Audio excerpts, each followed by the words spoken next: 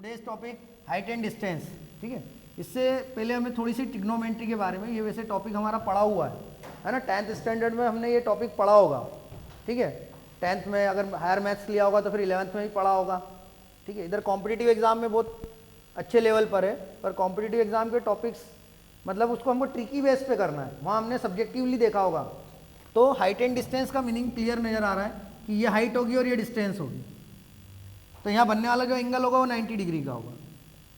ठीक है, और मैंने अभी ट्रिग्नोमेट्री बोला, ट्रिग्नोमेट्री बोला मतलब त्रिकोणमिति में 3 एंगल का मेजरमेंट है, मतलब 3 एंगल तो होंगे। ठीक है, तो एक तो ये हो गया, जब मैं लाइन ड्रॉ करूंगा तो एक एंगल यहाँ मिलेगा और एक एंगल यहाँ मिलेगा मेरे को, तो 3 एंगल मिल गए मेरे को। ठीक है, एक डेफिनेटली 90 डिग्री ही होगा, 100% एक एंगल 90 डिग्री का ही होगा। ठीक है, तो एक एंगल अगर 90 डिग्री का है तो 90 के सामने वाली साइड जो होगी वो हाइपोटेनस होगी, या जिसे हम कर्ण कहेंगे, और ये जो लाइन होगी वो हमारी क्या होगी, परपेंडिकुलर होगी, लंब होगी। और ये तीसरी जो थर्ड वन होगी वो होगी हमारी आधार, जिसे हम बेस भी बोलते हैं। ठीक है, फिर हमें एक चीज पता है कि ट्राइंगल के तीनों एंगल का जो सम होता है, सपोज अगर मैं इसको नाम देना शुरू करूं ए बी सी, ये 3 नाम दिए मैंने ए बी सी, तो ट्राइंगल के तीनों एंगल का सम 180 डिग्री होता है। ठीक है, तो ट्राइंगल के तीनों एंगल का सम 180 डिग्री होता है, और एक एंगल मेरा 90 डिग्री है, तो मैं अगर बी की जगह 90 डिग्री पुट करूं तो 180, angle A plus angle C as it is 180 as it is, 90 इधर से उधर ट्रांसफर होगा, 180 में से 90 गया, 90 आया, तो angle A plus angle C equal to कितना आया, 90 डिग्री। आप सोच रहे हैं ये सब चीजें क्यों बता रहे हैं, तो बहुत बेसिक चीजें, छोटी सी चीजें, लेकिन यहीं से ट्रिक बनकर आएगी, सवाल की पूरी ट्रिक यहीं से समझ में आएगी। क्या समझ में आएगी कि अब ये दोनों एंगल जो है वो 90 डिग्री, इन दोनों का सम 90 डिग्री होगा, कि अगर ये 30 डिग्री है तो डेफिनेटली ये 60 डिग्री होगा, और अगर ये 30 डिग्री होगा तो ये 60 डिग्री होगा। ये पॉसिबल है, या फिर ये 45 हो जाए और ये 45 हो जाए, मतलब हमारा पूरा हाइट एंड डिस्टेंस सिर्फ 3 एंगल पे घूमेगा। हमारा हाइट एंड डिस्टेंस जो है वो सिर्फ 3 एंगल पे घूमेगा। वो 3 एंगल हमारे कौन से होंगे, 30 डिग्री, 60 डिग्री और 45 डिग्री होंगे। तो ये एंगल तो हमारा 90 डिग्री हो गई ना, ऑब्वियस सी थिंग है। क्यों होगा भैया, क्योंकि भैया हाइट निकालना है। अब हाइट कैसे होगी, हाइट किसी चीज की ऐसे तो होगी नहीं, हाइट कैसी होगी, वो परपेंडिकुलर ही ऐसी खड़ी होगी ना कोई चीज, और ये बेस होगा, तो डेफिनेटली कि भैया एक स्ट्रेट लाइन पे 180 डिग्री का एंगल बनता है, और बीच में से मैं ड्रॉ करूंगा, मतलब बाइसेक्ट करूंगा उसको, तो डेफिनेट सी बात है कि ये 90 होगा और ये भी 90 होगा जब बाइसेक्ट करूंगा, तो ये बनने वाला एंगल 90 डिग्री का ही होगा। इधर बन रहा है, इधर भी होगा। हाइट एंड डिस्टेंस ये एप्लीकेशन ऑफ ट्रिग्नोमेट्री है, ये जो टॉपिक है वो एक्चुअल में एप्लीकेशन ऑफ ट्रिग्नोमेट्री है। मतलब जनरली लोग वो ऐसा बोलते हैं ना कि मैथ्स पढ़ रहे हैं तो क्यों पढ़ रहे हैं, हमें समझ में नहीं आता कभी। ट्रिग्नोमेट्री पढ़ी आज तक, जैसे कई जगह मैंने बहुत सारे सेलिब्रिटीज़ को भी सुना कि मेरे को आज तक साइन कॉस समझ में ही नहीं आया, तो उनको बताया नहीं गया कि इसका एप्लीकेशन क्या है। तो height and distance is the application of trigonometry. ठीक है, ट्रिग्नोमेट्री का एप्लीकेशन है, मतलब ट्रिग्नोमेट्री को यूज करके, एप्लीकेशन का मतलब क्या होता है, किसी चीज को यूज करके हमने उससे प्रॉब्लम को सॉल्व करा, तो हम ट्रिग्नोमेट्री को यूज करके हाइट एंड डिस्टेंस के जो प्रॉब्लम्स होती है, जो सम होते हैं, उनको सॉल्व करते हैं। तो हाइट एंड डिस्टेंस, इसका मतलब क्या हुआ कि इस पूरे टॉपिक में कितनी चीजें चली, एक चली हाइट, एक चली डिस्टेंस, और तीसरा आया एंगल। ठीक है, तीसरा क्या आया, एंगल। तो 3 चीजें हुई भैया इस टॉपिक के अंदर, एक हुई हाइट, एक हुई डिस्टेंस, और एक हुआ एंगल। ठीक है, तो 3 में से कोई 2 चीज देगा, मैथमेटिक्स का सीधा सा फंडा है। 3 अगर क्वांटिटी है, मैंने 3 क्वांटिटी आपको बोल के बताई, एक बोली हाइट, ठीक, एक बोली मैंने डिस्टेंस, और तीसरा बोला मैंने आपको एंगल। तो 3 में से अगर कोई 2 हो तो हम तीसरी चीज निकाल सकते हैं, ये सीधा सा कॉन्सेप्ट है। तो यहाँ पर 3 चीजें हैं, एक है हाइट, एक है डिस्टेंस और एक है एंगल। इसलिए मेरे को एंगल से रिलेटेड बात पहले करना पड़ रही है, ताकि मैं आपको एंगल समझा दूं, फिर मैं हाइट एंड डिस्टेंस कैसे निकालते हैं, और हम ट्रिकी बेस पे करेंगे सवाल। वहाँ इतना टाइम नहीं होगा कि हम 1 पन्ने 1.5 पन्ने का सवाल सॉल्व करने जाए सब्जेक्टिवली। मैं सब्जेक्टिवली सिखाऊंगा, उसके बाद भी ट्रिक भी बताऊंगा, पर मेन फोकस हमारा ट्रिक पर होगा कि सवाल देख के हमें समझ में आ जाना चाहिए कि इसका आंसर क्या होगा, और वही 100% उसका आंसर वही निकलेगा, ये गारंटी। बनाओगे आप सवाल, थोड़ा सा पेशेंस और अच्छे से सीखने की इच्छा, 2 चीज़ों की जरूरत। चलिए, तो मैंने यहाँ पर आपको बताया 3 एंगल, 30 डिग्री, 60 डिग्री और 45 डिग्री। एक छोटी सी ट्रिक तो मैं अभी आपको बता देता हूँ, ताकि आपको थोड़ा सा इंटरेस्ट बन जाए। ठीक है, ये 90 डिग्री है, इन दोनों का सम भी 90 डिग्री होना चाहिए, तो मैंने इसको 45 ले लिया और इसको ही 45 ले लिया, हो गया 90। ये दोनों मिले 90 और ये 90, ट्राइंगल के तीनों एंगल का सम 180 डिग्री। अब ये 90 डिग्री तो इसके सामने की ये साइड, सॉरी ये 45 डिग्री तो इसके सामने की ये वाली साइड, और ये 45 तो इसके सामने की ये वाली साइड। अब सुनना ध्यान से, यहाँ मैथमेटिक्स का एक बेसिक छोटा सा कॉन्सेप्ट है ज्योमेट्री का। इक्वल एंगल के अपोजिट साइड, इक्वल एंगल के अपोजिट साइड, इक्वल एंगल के अपोजिट साइड, इक्वल एंगल के अपोजिट साइड, समान कोण के विपरीत भुजा, समान कोण के विपरीत भुजा बराबर होती है। तो अगर आपको तीन चीजें हैं, हाइट, डिस्टेंस और एंगल, डेफिनेट सी बात है वो एंगल दे के रख रहा है। जब वो एंगल दे के रख रहा है और उसने ये हाइट दे दी आपको, सपोज मान लो h, और आपसे बोला कि ये क्या होगा, तो डेफिनेटली ये भी क्या होगा, h ही होगा ना, क्योंकि मैंने तो बोला ये दोनों इक्वल होते हैं। ये कॉन्सेप्ट है, सिंपल सी बात है। हमें तब जब भी 45 डिग्री वाला सवाल आए तो हमको पता है कि ये दोनों चीज़ें इक्वल ही होगी। अगर वो ये बोलता है कि ये भैया ये जो हाइट है ये 20 मीटर की है, ठीक है, तो डिस्टेंस कितनी होगी, तो डिस्टेंस भी 20 मीटर ही होगी, आपको सॉल्व करने की जरूरत नहीं है। और अगर अभी मैं इसको सॉल्व करने की बात बताऊं तो आपको अभी दिखेगा कम से कम 5-6 लाइन का सवाल हो जाएगा। ये ज़्यादा बड़ा तो नहीं होगा पर 5-6 लाइन का सवाल हो जाएगा, पर हम यूँ सवाल देख के ही पता लगा लेंगे। तो हमें क्या पता चला, फिर ऐसे 30 और 60 के लिए भी होगी ना बात कि 30 डिग्री 60 डिग्री। फिर इसमें ये तो एक सिंपल सवाल था, बहुत सिंपल सा सवाल था। डायग्राम बदलते हैं, हाइट एंड डिस्टेंस में डायग्राम बदलते हैं। एक डायग्राम ये वाला बनता है, ठीक है, एक डायग्राम अगर हम बनाने जाएं तो एक डायग्राम हमारा ये वाला भी बनता है, ये वाला डायग्राम भी बनता है, यहाँ से भी एक लाइन आती है, ये डायग्राम भी बनता है। एक डायग्राम हमारा ऐसा करके यहाँ ट्राइंगल, ये यहाँ पर भी, ये कुछ कॉमन से डायग्राम बनते हैं। और जब ये कॉमन से डायग्राम जब बनते हैं तो इनमें एंगल्स भी आएंगे। तो अब डेफिनेट सी बात है कि अगर यहाँ 30 डिग्री आएगा तो यहाँ 60 डिग्री आएगा, तो दो एंगल एक साथ आ गए।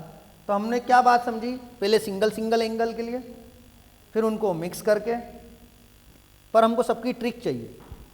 तो जब हमको सबकी ट्रिक्स चाहिए कि सिंगल एंगल के लिए भी ट्रिक चाहिए और मिक्स एंगल के लिए भी ट्रिक चाहिए, तो हम ट्रिक बेसिस पे सवालों को सॉल्व करेंगे। तो एक छोटी सी ट्रिक तो मैंने अभी आपको बता ही दी, वो थोड़ा सा आपका इंटरेस्ट डेवलप करने के लिए मैंने बताई कि अगर यहाँ 45 डिग्री का एंगल है तो इसकी अपोजिट साइड, फिर ये भी 45 है तो डेफिनेटली इसकी opposite side, both sides are equal, दोनों साइड जो होगी वो इक्वल होगी। सिंपल सी बात है। अगर ये दिया है तो ये भी 20 है, और अगर डिस्टेंस दे दिए तो डेफिनेटली हाइट भी उतनी ही होगी जितनी डिस्टेंस होगी। सीधा सीधा सा फंडा है, ठीक है। चलिए थोड़ा सा और आगे बढ़ाते हैं बात को। कुछ मैंने डायग्राम्स बताने की कोशिश करी कि हाइट एंड डिस्टेंस में डायग्राम कैसे बनते हैं। चलिए, तो हमने यहाँ पर 3 एंगल से रिलेटेड बात करी थी। बात टिग्नोमेट्री से रिलेटेड है।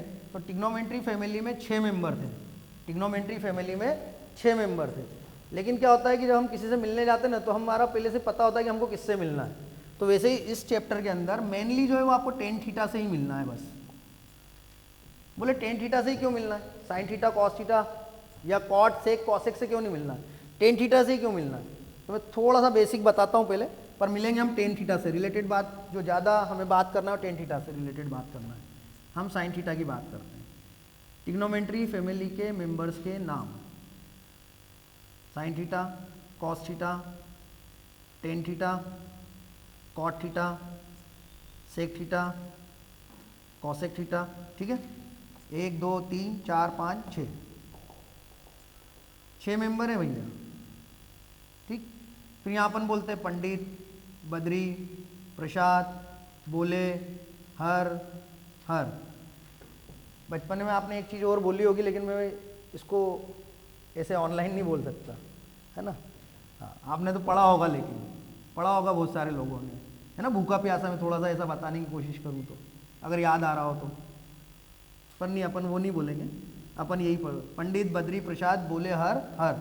फिर नीचे से ऊपर भी सेम, पंडित, बद्री, प्रसाद, बोले, हर, हर, ठीक है। टिग्नोमेट्री क्या चीज़ है, थोड़ा सा उसके बारे में सोचें। तो मैंने बोला टिग्नोमेट्री मतलब measurement of 3 angles, measurement of 3 angle, जहाँ हमें 3 एंगल का मेजरमेंट करना है। हैपरकस नाम के साइंटिस्ट ने सबसे पहली बार इसको इंट्रोड्यूस करा था टिग्नोमेट्री को, और उसमें साइन थीटा जो था वो सबसे पहले आ गया था, और उसके बाद 19 ईयर्स का टाइम लगा था कॉस थीटा को इन्वेंट करने में, उसी को हिप्पारकस को।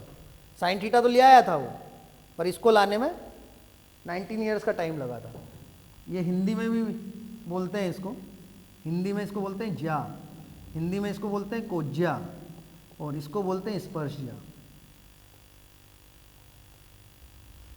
ठीक है, तो इनके नाम भी हैं, और ये जो है वो इनके रेसिप्रोकल्स हैं। ये साइन कॉस टेन के ये रेसिप्रोकल्स हैं, इसलिए इनको इतनी प्रेफरेंस नहीं दी गई है। ठीक है, हमारी मेन प्रेफरेंस साइन कॉस और टेन को है, और इन्हीं के हिंदी नाम भी दिए गए। तो ट्रिग्नोमेट्री में होता क्या है, 3 एंगल का मेजरमेंट, एक एंगल ये हो गया, एक एंगल ये हो गया, और एक एंगल हमारा ये हो गया, 3 एंगल है। पर भाई साहब यहाँ साइड भी तो आई ना, 1 2 3, 3 हमारी साइड भी आई हुई है। अब अगर हमारी 3 साइड आई हुई है, तो ये जो P और H है वो क्या है, ये साइड ही है, ये जो है वो साइड ही है। मैंने आपको यहाँ लिखा है ना, तो भाई P है, ये रहा H, ये रहा B। मीडियम वालों के लिए एक था इसमें लाल बटे कक्का, हिंदी मीडियम वालों के लिए, बट मैं चाहूँगा कि उतना ना जाए, ये P और H में ही काम चलाएं तो ज़्यादा बेटर है। कहाँ डबल डबल के लिए अपन कंफ्यूज होने वाली बात है। हम हमारा यही मानेंगे कि लंब को हम P से बताते हैं, हम कर्ण को H से बताते हैं, और आधार को B से बताते हैं। अदरवाइज तो ये लाल बटे कक्का था, L फॉर लंब, A फॉर कर्ण आधार, और K फॉर कर्ण। ये था साइन के लिए, ये था कॉस के लिए, और ये था टेन के लिए। ऐसा था वहाँ पर कि लंब बटे कर्ण जो है वो साइन थीटा, आधार बटे कर्ण जो है वो कॉस थीटा, लंब बटे आधार जो है वो टेन थीटा। ठीक है, थोड़ा सा स्पीड का मैटर हो तो बोल दीजिएगा, थोड़ी स्पीड हो सकता है कि ज़्यादा हो। ठीक है, जब बहुत सारी बातें बताना होती तो फिर वो ऐसे ही रहता है, स्पीड थोड़ी सी बढ़ जाती है। साइन थीटा, कॉस थीटा और टेन थीटा, यहाँ साइड से रिलेटेड बात है। एंगल जब भी बनेगा, 2 चीज़ें मिलेगी तो ये एंगल बनेगा। एक छोटा सा कॉमन सी बात है, यहाँ पर कितने डिग्री का एंगल होगा, ये 2 लाइनें, यहाँ पर कितने डिग्री का एंगल होगा। अरे जब ये मिली ही नहीं तो एंगल कहाँ बना ही नहीं, तो बना नहीं तो क्या, थीटा इक्वल टू 0 डिग्री, क्योंकि ये पैरेलल लाइन्स है ना, तो पैरेलल लाइन्स में एंगल क्या होगा, 0 डिग्री होगा। तो एंगल के लिए क्या भैया, 2 चीज़ों का मिलना जरूरी है, वो दोनों एक जगह पर आके मिले या एक जगह से पास हो जाए, निकल जाए, गुजर जाए। ठीक है, तो यहाँ पर अपनी साइडें बनी साइन कॉस और टेन। अब आप देखना यहाँ पर ध्यान से, मैंने बोला था अपन टेन थीटा यूज़ करेंगे हाइट एंड डिस्टेंस में, ना साइन यूज़ करना है ना कॉस यूज़ करना है। ठीक है, हमें टेन थीटा ही यूज़ करना है। हमारा क्वेश्चन यहाँ पे था कि हम टेन थीटा ही क्यों यूज़ करेंगे। फिर से एक बार ध्यान से देखना, P का मतलब क्या है, परपेंडिकुलर, और इस चैप्टर में वो क्या है, हाइट। B का मतलब क्या है, बेस। इस चैप्टर में उसका मतलब क्या है, डिस्टेंस। तो जरूरत किसकी है, हाइट की और डिस्टेंस की। और हाइट और डिस्टेंस का अच्छा रेशियो किस में मिल रहा है, 10 में, ना यहाँ मिल रहा है ना यहाँ मिल रहा है। और ये रेसिप्रोकल है तो इसको तो लेना नहीं है, क्योंकि मेन तो फैमिली में यही 3 मेंबर है, और इन दोनों में तो है नहीं वाली बात। इसमें अगर हाइट है तो डिस्टेंस नहीं है, और इसमें डिस्टेंस है तो हाइट नहीं है, और हाइट एंड डिस्टेंस दोनों एक साथ किस में, तो टेन थीटा में। तो हमें किसकी जरूरत पड़ेगी, पूरे हाइट एंड डिस्टेंस चैप्टर में किसको, अगर सब्जेक्टिवली अगर जाकर देखेंगे तो टेन थीटा की जरूरत पड़ेगी। और टेन थीटा में भी होने को एंगल कितने होते हैं, 0 डिग्री होता है, 30 डिग्री होता है, 45 होता है। इसके बाद 0 के बाद 1 डिग्री, 2 डिग्री, 3 डिग्री, 4 डिग्री भी होता है। 30 डिग्री लिया, 45 डिग्री लिया, 60 डिग्री लिया, और फिर 90 डिग्री लिया।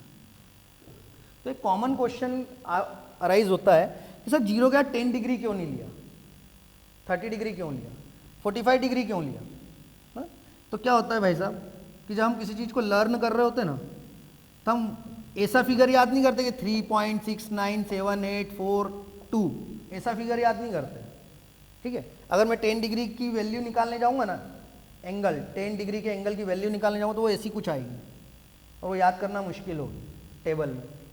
ठीक है, पर इसकी बजाय मैं अगर 0 डिग्री की बात करूँ ना, तो साइन 0 डिग्री की वैल्यू 0 हो जाएगी, याद करना आसान है। 30 डिग्री पे जाऊँगा तो 1/2 हो जाएगी, याद करना आसान है। 45 पे 1/√2, यहाँ पे √3/2, और यहाँ पर 1। ये वैल्यूज़ याद करना आसान है। ये मैंने साइन की लाइन लिखी है, ये मैंने साइन की लाइन लिखी है। ऐसे ही हमारे को 10 के लिए चाहिए, तो हमको हाइट एंड डिस्टेंस में हमारे 3 ही एंगल चलेंगे, 30, 60 और 45। बस ये 3 ही एंगल चलेंगे, और ये 3 ही एंगल पर हमारे सवाल भी बनेंगे, और इसी पर अपन ट्रिक बनाएंगे। मैं जितना आज बता रहा हूँ जितना टाइम आज अपने को लग रहा है, होप सो कल हम सवाल करेंगे और सारे ट्रिकी बेस्ड सवाल होंगे, जिसमें से एक ट्रिक तो मैंने बता ही दी है, ठीक है। लेकिन उससे पहले थोड़ा सा नॉलेज होना जरूरी, क्योंकि फिर अगर पता नहीं होगा तो रटना पड़ेगा, और रटोगे तो भूल जाओगे। तो रटने का काम नहीं करना है, समझने का काम करना है, समझ का दायरा बढ़ाएं। तो हमारे लिए मेनली बात समझ में आ गई हमको कि भैया क्या समझ में आया हमारे को, हाइट एंड डिस्टेंस में दो बातें, एक एंगल सबसे पहले कि एंगल क्या बोले 30 डिग्री, 60 डिग्री और 45 डिग्री के अलावा कोई और एंगल हो ही नहीं सकता। वो यहाँ होगा या यहाँ होगा। अगर यहाँ 60 है तो डेफिनेटली यहाँ 30 होगा। क्यों होगा का रीज़न मैंने अभी थोड़ी देर पहले दिया था। क्यों? क्योंकि इन दोनों का सम 90 डिग्री होना चाहिए और ये 90 है, और ट्राइंगल के तीनों एंगल का सम 180 डिग्री। तो ऐसी और कोई कंडीशन अराइज ही नहीं होती। अब अगर यहाँ 60 तो वहाँ 30, यहाँ 45 तो यहाँ 45, 45, बस, इसके अलावा कुछ और पॉसिबिलिटीज़ नहीं है, ठीक है। तो बात को आगे बढ़ाते हैं अब अपन। कुछ चीज़ें तो समझ में आई हमारे को, लेकिन अब मेरे को ये ज़रूरी है कि जब मेरे को टेन थीटा ही पढ़ना है हाइट एंड डिस्टेंस में, और टेन थीटा क्यों पढ़ना है, क्योंकि परपेंडिकुलर और बेस की बात है, तो टेन 30 डिग्री की वैल्यू क्या होगी, मुझे वो चाहिएगी। टेन 45 डिग्री की वैल्यू क्या होगी, मुझे वो चाहिएगी। और टेन 60 डिग्री की वैल्यू क्या होगी, मुझे वो चाहिएगी। टेन 45 डिग्री की वैल्यू 1 होती है भैया, टेन 45 डिग्री की वैल्यू 1 होती है, बहुत ही ईजी काम है, ठीक है। अब टेन 30 की निकालने जाना है, टेन 45 की तो 1 हो गई, अब टेन 30 की निकालने जाना है, तो इसको क्या मैं ऐसा मैंने पढ़ा था साइन 30 बाय कॉस 30। साइन 30 की वैल्यू मैंने लिखी थी 1/2, जो इसकी वो 60 डिग्री वाली। तो अगर इसको लिखने जाएँ तो 1/2 और रेसिप्रोकल करके दें तो इतनी रामायण जानने की बजाय मैं सीधा सीधा एक फंडा करूं। ये सिर्फ जिनका थोड़ा सा अगर मैथ्स होगा तो उनको रिकॉल कराया है मैंने, अदरवाइज तो मैं तो डायरेक्ट लिखूंगा तो, और आप याद रखेंगे तो 1/√3 ऐसा। तो टेन 30 की वैल्यू 1/√3, टेन 45 की वैल्यू 1 और टेन 60 डिग्री की वैल्यू √3, बस खत्म हो गया काम। इतना ही काम है हमारा।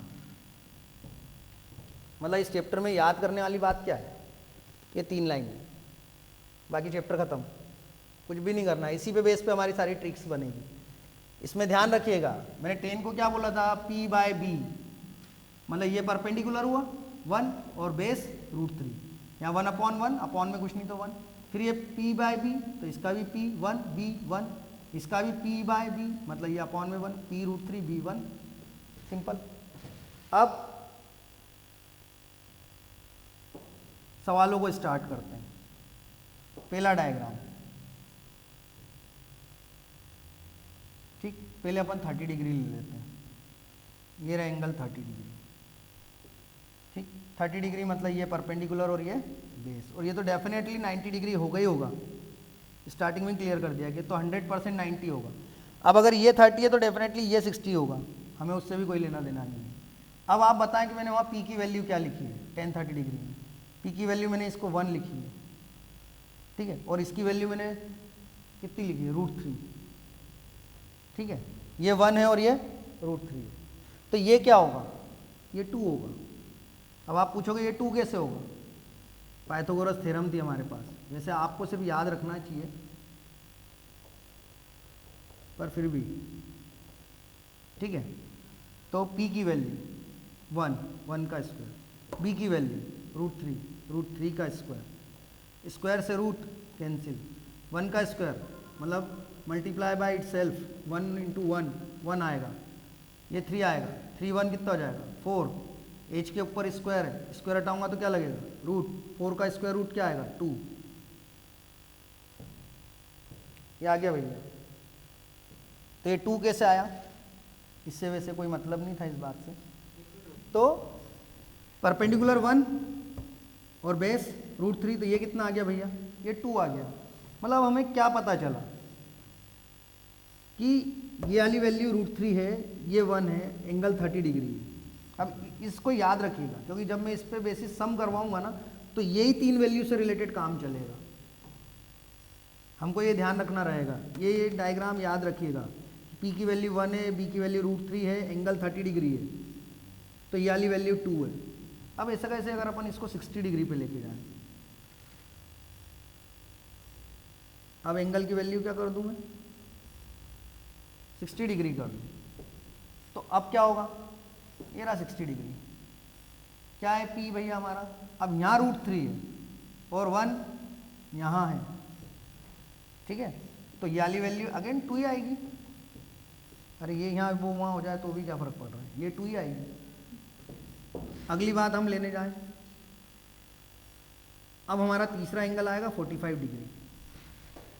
जब 45 डिग्री आएगा तो क्या है 1/1, मतलब ये भी 1 है और ये भी 1 है, तो ये क्या आएगा फिर इन दैट कंडीशन ये √2 आएगा। ठीक है, तो ये 3 कंडीशन हमें याद रखना है और यही हमारी ट्रिक है, इसी पर बेस हमारे सवाल चलेंगे, बस यही हमारी ट्रिक है। ये 3 डायग्राम अगर आपको ध्यान है, इनको समझ में आ गया है तो हाइट एंड डिस्टेंस खत्म हो जाता है, इसके अलावा कुछ भी नहीं पढ़ना है, बस इतना सा ध्यान रखना है हमें कि ये 1 और ये √3। ठीक, ये अभी मैंने क्या बोला था कि अभी हमने सिंगल सिंगल पढ़ा है, फिर अब हम क्या करें, इन दोनों को मिक्स कर दें, फिर क्या करें हम इन दोनों को मिक्स कर दें, फिर क्या करें हम इन दोनों को मिक्स कर दें। बात समझ में आ रही है? अगर ये A है, ये B है और ये C है, ये इंडिविजुअल है, सिंगल है, क्या मैं A और B मिक्स करके सवाल बना सकता हूँ? आपके वही बनेंगे, ऐसे नहीं बनेंगे, इतने ईजी भी नहीं आएंगे। A और B को मिक्स करके बना दिया, मतलब मैंने 30 डिग्री भी ले लिया और 60 डिग्री भी ले लिया। बोले सर कैसे बनेगा वो? ये मेरा ऑब्जेक्ट है, ये बन गया, ये मिक्स हो गया, तो यहाँ पर 30 डिग्री और यहाँ पर 60 डिग्री। अब एक कंफ्यूजन है बच्चों के साथ, क्या कि जब वो ऐसा करने जाते हैं ना तो 30 यहाँ कर देते हैं और 60 यहाँ कर देते हैं, कैजुअल लेते हैं ना, हो गई गड़बड़। अब कैसे याद रखें? मैंने आपको क्या बोला, यहाँ पर क्या है 90 डिग्री। जब कोई बात यहाँ से शुरू होगी तो 0 ही होगी ना। अरे जब भी कोई चीज़ स्टार्ट होगी तो क्या होगी, मान लो 0 होगी, ऐसा कहीं से भी आप यहाँ से नहीं चले थे, आप यहाँ से चले थे, यहाँ से कहीं से चले थे, बात 0 थी, यहाँ से जब इधर चलोगे तो चीज़ क्या होगी, बढ़ेगी ना। तो ये 30 है तो इधर चलोगे तो ये बढ़ेगी ही सही ना, कम कैसे हो जाएगी? अगर आप इसको 30 ले लोगे और इसको 60 ले लोगे कैसे हो जाएगा? एंगल में ऐसा नहीं होगा, इधर जब चलोगे तो एंगल बढ़ेगा ही सही। ठीक है, अगर आपने D वगैरह अगर देखा हो कभी, तो आप जब D को देखेंगे तो इस तरफ जब चलेंगे तो एंगल की वैल्यू क्या होगी, बढ़ेगी। इसके लिए एक छोटा सा कॉन्सेप्ट भी है, वो कॉन्सेप्ट ये कि एंगल को कैसे मेज़र किया जाता है ना। एंगल हमेशा एंटी क्लॉकवाइज मेज़र होता है, ठीक है, तो एंटी क्लॉकवाइज मेज़र होता है, तो जब ऐसे चलते ना तो एंगल की वैल्यू बढ़ेगी। ये एंटी क्लॉकवाइज मेज़र होता है एंगल क्लॉकवाइज मेज़र नहीं होता है, एंगल हमेशा एंटी क्लॉकवाइज मेज़र होता है। तो जब अपन ऐसे ऐसे जब चलेंगे तो ये वैल्यूज़ क्या होगी, बढ़ेगी। जब इस तरफ चलेंगे तो एंगल की वैल्यू क्या होगी, बढ़ेगी, और जब ऑब्जेक्ट से दूर हटेंगे तो एंगल की वैल्यू डिक्रीज होगी। मतलब इसमें ऐसा बोला जाता है, जब अवे फ्रॉम द ऑब्जेक्ट हो, अवे फ्रॉम द ऑब्जेक्ट, ठीक है, जब अपन ऑब्जेक्ट से दूर हटेंगे तो एंगल की वैल्यू डिक्रीज होगी, और टुवर्ड्स द ऑब्जेक्ट होंगे, ऑब्जेक्ट की तरफ चलेंगे, टुवर्ड्स द ऑब्जेक्ट होंगे तो एंगल की वैल्यू इंक्रीज होगी। ठीक, अब ये दोनों मिक्स हो गए। अब आपने क्या करा था, 2 मिनट के लिए इस लाइन को भूल जाओ, भूल गए भैया। अब मेरा एंगल ये है 30 डिग्री। जब 30 डिग्री है तो मेरी ये वाली बात 1 है और ये वाली बात √3 है। अब मैंने बोला आप इस लाइन को फिर से याद करो, कर लिया। अब आप इस लाइन को भूल जाओ, और जब इस लाइन को याद करा तो फिर अब ये मेरा √3 है और ये मेरा अब 1 है। ये √3 का मतलब ये पूरा, जब 30 डिग्री की बात आई थी तो ये पूरा यहाँ से लेके यहाँ तक का, लेकिन जब इसकी बात आई तो ये सिर्फ इतना इतना 1 है, ये इतना इतना 1 है। ठीक है, अब ट्रिक यहीं से निकल कर आएगी, ट्रिक यहीं से निकल कर आएगी। ये 1 है तो ये 2 हो जाएगा, ये 1 है तो ये क्या हो जाएगा, 2 हो जाएगा। अब आप पूछोगे ये 2 कैसे हो गया, ये 1 है तो ये 2 कैसे हो गया। अब हमें इसे 2 बताना है कि 2 कैसे हो गया। तो एक छोटी सी चीज़ बताना मेरे को, एक व्यक्ति यहाँ खड़ा हुआ था, जब उसने इस टॉप को देखा तब एंगल 30 डिग्री था, वो यहाँ से चल के आगे की तरफ आया, एंगल 60 डिग्री हो गया। तो आप मुझे बताओ कि इसकी हाइट बदलेगी क्या? अरे इसकी हाइट बदलेगी क्या? अरे जब भैया 30 डिग्री के लिए भी इसकी हाइट 1 थी तो डेफिनेटली 60 डिग्री के लिए भी क्या होगी, 1 ही होगी ना, बदल थोड़ी ना सकती। एंगल बदल सकता है क्योंकि आप ऑब्जेक्ट के पास आ रहे हो, ऑब्जेक्ट से दूर हट रहे हो, तो आपके एंगल इंक्रीज डिक्रीज हो सकता है, पर जिस ऑब्जेक्ट को आप देख रहे हो वो ऑब्जेक्ट थोड़ी ना बड़ा छोटा हो जाएगा। आप एक कभी किसी खंबे को पास जाके देखना, तब भी उस खंबे की हाइट उतनी ही होगी जितनी उसकी थी, और उस खंबे से दूर हटकर देखना तब भी आपको उस खंबे की हाइट उतनी ही दिखेगी जितनी थी। तो खंबे की हाइट थोड़ी ना कम ज़्यादा हो रही है, कम ज़्यादा क्या हो रहा है आपका, एंगल। कम ज़्यादा जो हो रहा है वो क्या हो रहा है आपका, एंगल कम ज़्यादा हो रहा है। तो जब एंगल कम ज़्यादा हो रहा है तो हमारे को क्या करना पड़ेगा, इनको दोनों को सेम बनाना पड़ेगा। क्या करना पड़ेगा, इनको हमको सेम बनाना पड़ेगा। अब सेम बनाने के लिए क्या करना पड़ेगा कि अगर ये √3 है, ठीक है, तो ये √3 है मतलब ये पूरा, और अभी क्या है, ये पूरा। तो मेरे को सेम बनाना, अभी ये 1 है, तो मैं क्या करूँगा, सेम बनाने के लिए यहाँ √3 का इंटू करूँगा।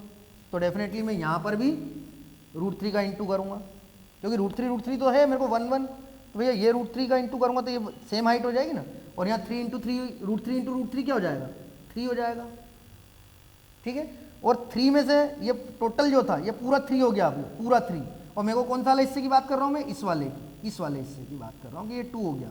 ये 2 कैसे हो गया ये बता रहा हूँ मैं, ठीक है। मतलब मेरे को ये तो पता है कि ये 1 है, मतलब मैं कौन सा ट्राइंगल लेके चला था, ये और ये √3 था और ये 1 था मेरा, मैं ये लेके चला था। अलग अलग भी बता दूंगा, कंफ्यूज ना हो, ठीक है। जिनको ऐसा समझ में, इतना बेसिक में जाके इतना अंदर जाके नहीं समझना, वो सिंपल से याद रख सकते कि यहाँ 60 डिग्री यहाँ 30 डिग्री, तो ये 1 और ये 2, सिंपल। वो इतना सा याद रखें कि ये डायग्राम बनाए, ये लाइन खींचे, यहाँ छोटा वाला एंगल रखें, यहाँ बड़ा वाला एंगल रखें, यहाँ पे 1 लिखें, और ये वाली जो लाइन है इसको 2 लिखें।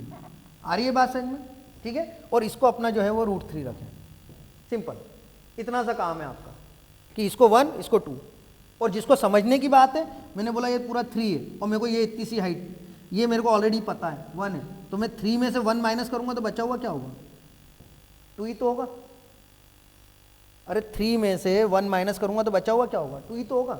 भाई साहब देखिए, मैं अभी आपको है ना बेसिक पढ़ा रहा हूँ, ट्रिक्स बनाने के तरीके बता रहा हूँ चैप्टर के। आपको जो चीज़ें याद रखना है मैं समराइज भी करूंगा लास्ट में एक बार कि क्या याद रखना है। मैं ऊपर ऊपर भी पढ़ा सकता था आपको, पर फिर क्या होगा कि सवाल अटक जाएगा। इसके लिए अपन अंदर तक जाकर उसको समझने की कोशिश करें। इस लेक्चर को आपको बार बार देखना पड़ेगा, क्योंकि मैं प्योर मैथमेटिक्स है ना, मतलब अप्लाइड मैथ्स का टीचर हूँ, ठीक है।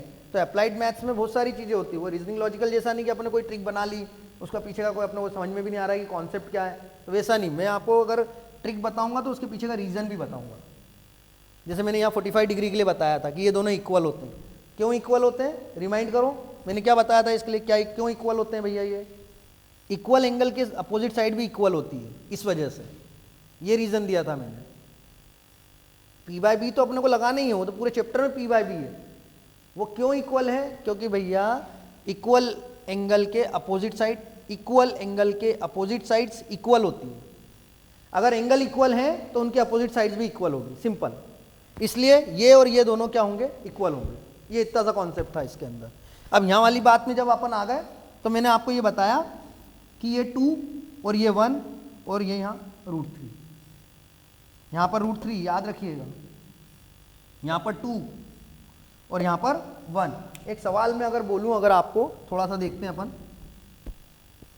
इस वाली ट्रिक पर, हम सवाल लेते हैं, एक सवाल लेंगे तो हमारे को जल्दी समझ में आएगी बात। एक सवाल है इसके अंदर, the angle of elevation of the top of a tower from a point on the ground. Angle जो है वो 30 डिग्री का है, ठीक है। एंगल जो है वो कितने डिग्री का है, 30 डिग्री का है। सुने ध्यान से, ग्राउंड पे कोई एक पॉइंट है, वहाँ से भैया उसने किसी एक हाइट की चीज़ को देखा, एंगल जो है वो 30 डिग्री का है, ठीक। फिर उसने क्या बोला आगे, फिर आगे उसने बोला on moving 20 metres towards the foot of the object. 20 metre moving मतलब किस तरफ चला, वो वस्तु की तरफ चला। क्वेश्चन में इंपॉर्टेंट चीज क्या है, तो किस तरफ चला, तो 20 मीटर चला भैया। किस तरफ चला 20 मीटर, वो वस्तु की तरफ चला। और जब वस्तु की तरफ चलेगा टुवर्ड्स द ऑब्जेक्ट होगा तो एंगल की वैल्यू बढ़ेगी, डेफिनेट सी बात है, 60 डिग्री हो जाएगी, बताई थी मैंने। Away from the object angle decrease होगा, आप चाहें तो इसे लिख सकते हैं, ठीक है। वस्तु से दूर हटने पर कोण का मान घटता है, वस्तु की तरफ आने पर कोण का मान बढ़ता है, ठीक है। जब away from the object angle decreases and towards the object angle increases, ये सीधा सा फंडा है हमारा। अब ये डेफिनेटली हमारा √3 था, ये 20 है, इसको उसने 1 बोला था और इसको उसने 2 बोला था, ठीक है। अब सवाल में क्या बोला है उसने, अपन उस पर बात करते हैं। सवाल में पूछा क्या है, ये तो हमने हमारी ट्रिक के बेसिस पे काम करा। हमें हाइट ऑफ द टावर, मीनार, जो भी उसने बोला है उसकी हाइट हमें निकालना है। हाइट ऑफ द टावर और मीनार, जो भी बोल दे, इसको अगर हम टावर मान लेंगे तो टावर की हाइट निकालना है, मीनार बोल दे तो मीनार की हाइट निकालना है हमें, ठीक है। ये वाला हमारा क्वेश्चन है। तो अब हम इसमें क्या करें, ये 1:2 है, ठीक है, ये 1:2 है। मतलब ये वाली जो चीज़ होगी 10, इसकी आधी होगी क्योंकि 1, इसका डबल और इसका हाफ, ठीक है। अब जब हम यहाँ देखने जाएंगे तो यहाँ पर हमको ये 10 दिख रहा है, ये वाली डिस्टेंस 10 है और ये √3 है, तो इसका आंसर जो होगा वो 10√3 होगा। कैसे, इन दोनों का इंटू। तो हमारा आंसर सिर्फ यहीं से सिर्फ डायग्राम बनाया और डायग्राम से हमारा आंसर क्लियर हो गया हमको। कि हमें क्या करना है, रेशो देखना है, रेशो जितना भी यहाँ है उसका डबल होगा, यहाँ जितना लिखा उसका हाफ होगा, और आंसर क्या होगा, इन दोनों का मल्टीप्लाई। रेशो आंसर क्या होगा, वो इन दोनों का मल्टीप्लाई होगा। अगर मैं 30 डिग्री से देखूंगा, देखो सुनो 2 मिनट, 30, मैंने अभी जो बात थोड़ी देर पहले बोली थी कि 30 डिग्री से देखने पर भी इसकी हाइट वही होगी। अरे खंबे की हाइट थोड़ी ना कम हो जाएगी मेरे पास जाने या दूर हटने से। मैं पास जाऊंगा तब भी खंबा उतना ही बड़ा रहेगा, और मैं दूर हटूंगा तब भी खंबा उतना ही बड़ा रहेगा। तो 30 डिग्री से देखूं या 60 डिग्री से देखूं, निकालना मेरे को इसकी हाइट है। ये टावर हो, मीनार हो, खंबा हो, तो ये तो उतना ही होगा ना। तो वो तो यहाँ से ही निकल जाएगा ना, इस वाली डायग्राम से। इस वाले की रिक्वायरमेंट क्या है, ठीक है, इस वाले की रिक्वायरमेंट सिर्फ हमें रेशियो के लिए कि ये अगर दी हुई है तो इसका हाफ करना है और इन दोनों का मल्टीप्लाई करना है। ये सवाल सॉल्व करने की कोई ज़रूरत ही नहीं है, आंसर यहीं से निकल कर आ जाएगा। आ रही बात समझ में कि आंसर कैसे निकल कर आएगा।